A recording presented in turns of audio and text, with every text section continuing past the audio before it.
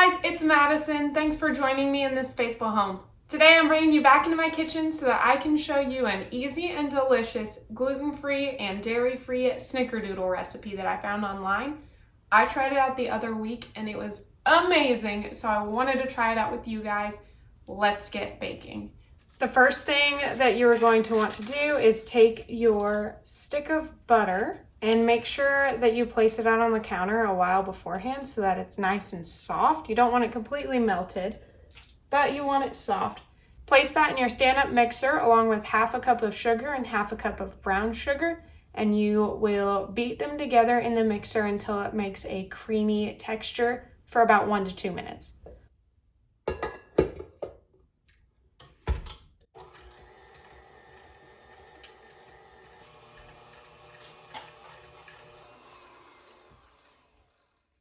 Now that we have this to a creamy consistency, we are going to add a little bit of vanilla and an egg and continue to beat until it's all mixed together. I believe the recipe calls for 1 teaspoon of vanilla, but for you guys, just a tip, whenever I am baking, I always double the vanilla of whatever the recipe calls, or kind of just eyeball it, because I love the flavoring that pure vanilla extract gives to the cookies, so I always add a little bit more.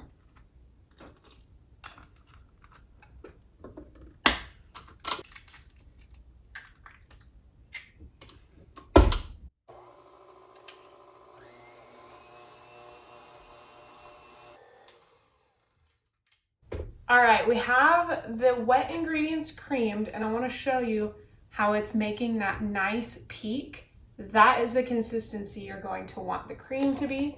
So let's go ahead and keep this set aside for a second, and we are going to move on to our dry ingredients. First, go ahead and put 1.5 cups of the all-purpose flour in the bowl.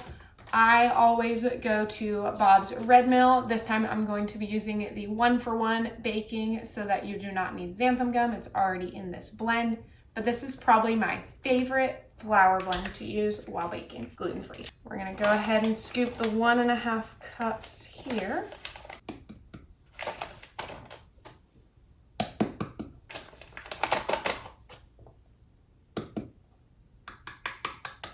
Now, this recipe calls for cream of tartar, and that's usually what you will use for Snickerdoodles. It helps them to rise, it helps them to be fluffy and not crunchy. But most of you probably don't have cream of tartar at your house, so I want to show you an easier way to get the same type of effect from cream of tartar without having to run out to the store before making this, since pretty much everything else you probably will have in your house already. I'm going to let you in on a little secret, and that's lemon juice and baking soda. Now, this recipe already calls for baking soda, so we are going to add in 1/2 teaspoon of baking soda, but you're supposed to have a teaspoon of cream of tartar. So instead, what you want to do is add 1 teaspoon extra of the baking soda, and then about 1/2 teaspoon of lemon juice. The citrus in the lemon juice gives it that tangy texture, and then combined with extra baking soda basically replicates cream of tartar without having to buy the individual thing. So most likely you will have lemon juice either in the little squeeze bottle, or you have a lemon at home that you can juice yourself. But go ahead and combine the baking soda, lemon juice, and also salt and cinnamon that's required for the recipe. We're going to mix it in with our flour and stir it until it's nice and spread even.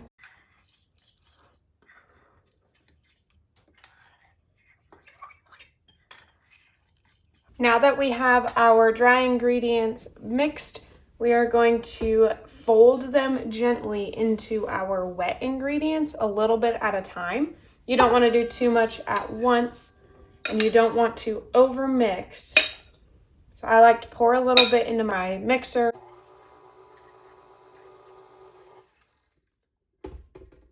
Add a little bit more flour.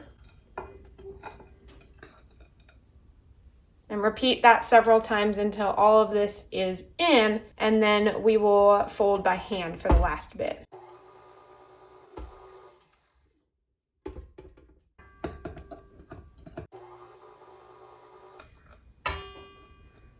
Now that all of it is combined in the bowl, I'm going to tap off the excess from this whisk And I actually like to take a spatula and fold it in by hand to make sure that it all gets nice and evenly distributed and you're not over mixing the mixture. You want it to be like this consistency, a nice dough texture, not too wet, not too dry. Just kind of play around with it until you feel that everything has been combined well. And it looks something like this. All right, so I'm really liking how this dough is looking set up. What we need to do is stick it in our fridge for about 10 to 15 minutes to let the dough chill. You don't need to chill it too long, pretty much long enough for you to come over to your oven and preheat it to 350. And then we will grab our baking sheet and then prep the topping for the Snickerdoodles while this chills. I'll be right back. You will need a regular old baking sheet, and I will be adding a lining of wax paper to the top of it to bake the cookies on. And then you will also need another small bowl, which apparently I put away. This small bowl is going to be for the topper that we are going to roll all of the Snickerdoodle balls in. It's going to be a combination of sugar and cinnamon.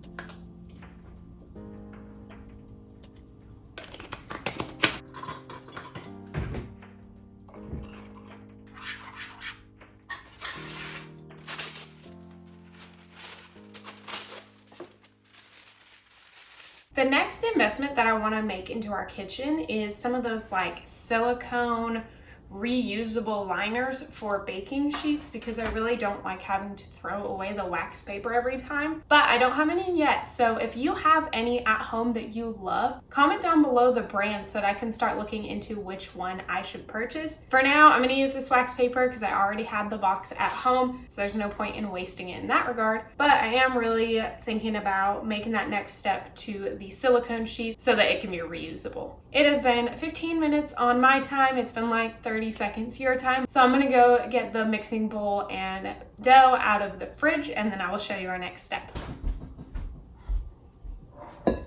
One thing that I like to do when baking cookies, like I said earlier, we preheated our oven to 350, but I'm actually, before I put these on the tray, going to drop it down to 325. And I do this because I like to have it preheat all the way up to 350, but then naturally cool back down a little bit to 325 as these are going in the oven. I think that baking it at 325 for a little bit longer than baking it at 350 helps to bake the inside without toasting the outside too quickly.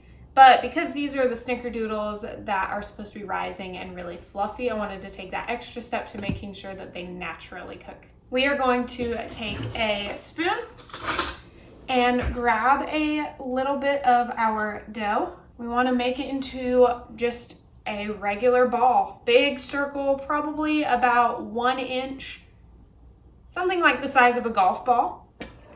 And then take it over to your cinnamon sugar mix and toss it in there. Roll it around so that the entire ball gets covered in the cinnamon sugar mixture.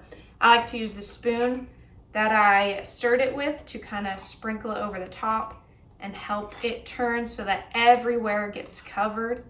Make sure that you don't accidentally poke through the ball. And then carefully take it, place it on your tray, and we will do this for the entire tray.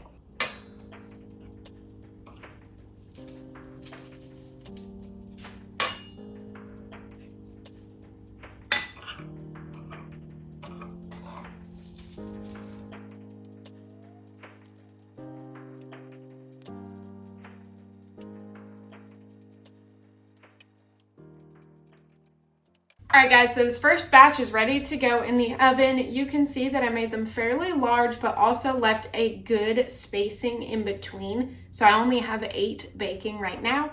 I'm gonna stick them in the oven for about 12 minutes and then also stick the remaining dough back in the fridge so that it can chill again, because it has been sitting out at room temperature while I was making these. So I wanna make sure that they chill a little bit more. So let's stick these in the oven. I'll catch back with you in a sec.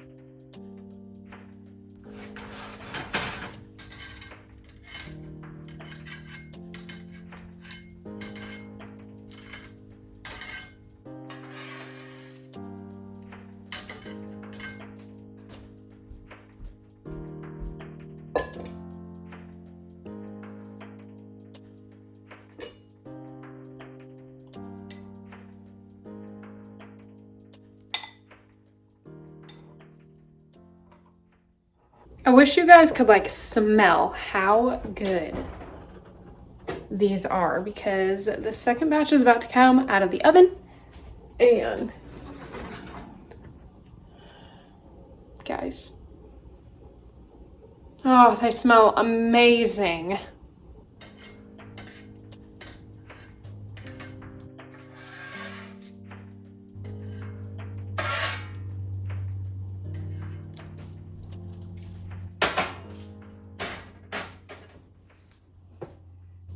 Guys, I'm so excited to eat this, so I'm gonna wrap this video up here. If you liked this recipe, make sure to give the video a thumbs up. Comment down below, like I said earlier, if you have used the non-stick sheets for baking, and let me know which brand I should buy. Also, let me know which baking recipe you guys want to see next on my channel. If you are new to my channel, I would love you to hit that subscribe button so that you feel welcomed into this faithful home with me. I post videos every Wednesday and Saturday at 3 p.m. Eastern, and I will see you in another video soon. Bye, guys!